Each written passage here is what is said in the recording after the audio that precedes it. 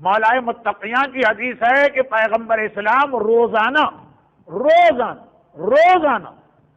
6 چیزوں سے بچنے اور محفوظ رکھنے کی دعا مانگتے کہ اے خدا مجھے ان 6 چیزوں سے بچا، اور روزانہ ایک آدھ مرتبہ نہیں۔ کون سی 6 چیزیں؟ الشرک، خدا سے روز دعا کرتے تھے پروردگارا مجھے شرک سے محفوظ کر دے۔ قرآن کی اتنی واضح آیت اور کسی گناہ کے بارے میں نہیں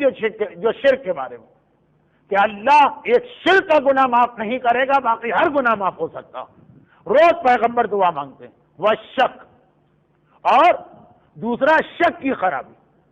بڑا خطرناک مرحلہ ہوتا ہے آدمی شک میں پڑ جائے، کبھی اللہ کے بارے میں شک، کبھی قیامت کے بارے میں شک، بہت سارے شک ہیں۔ شک کے حوالے سے نہ صرف یہ کہ آج ٹاپک نہیں، بلکہ چونکہ مرحوم علامہ رشید ترابی علی اللہ مقامہ کی یقین کے عنوان پہ جو مجلس، اس میں یہ سارا پہلو کور کیا گیا، ورنہ اتنا بڑا گناہ ہے کہ اسے الگ سے بتانا۔ الشرک والشک والحمیت، اور پیغمبر روزانہ اللہ سے دعا مانگتے تھے تعصب سے بچنے، فلاں اپنے علاقے کا اس لیے صحیح کرے کہ غلط کرے اس کا فیور کرنا، فلاں غیر علاقے کا اس لیے صحیح کام بھی کرے تو اس کی مخالفت کرنا۔ یہ چیز آگے بڑھتی ہے تو اتنے بڑے بڑے گناہوں کو جنم دیتی ہے، جو خود سورہ منافقون میں تذکرہ کہ کیا عبداللہ ابن ابی نے کہا کہ اے مدینے والوں، یہ کون مکے سے آ کر ہم پر حکومت کر رہا، نکال باہر کر۔ تعصب، پیغمبر اب ان میں سے ہر گناہ جو ہے، یا 6 چیزیں جس سے رسول دعا مانگ رہے ہیں، تفصیل طلب ہے لیکن آج کا ٹاپک الشرک والشک والحمیت والغضب، اور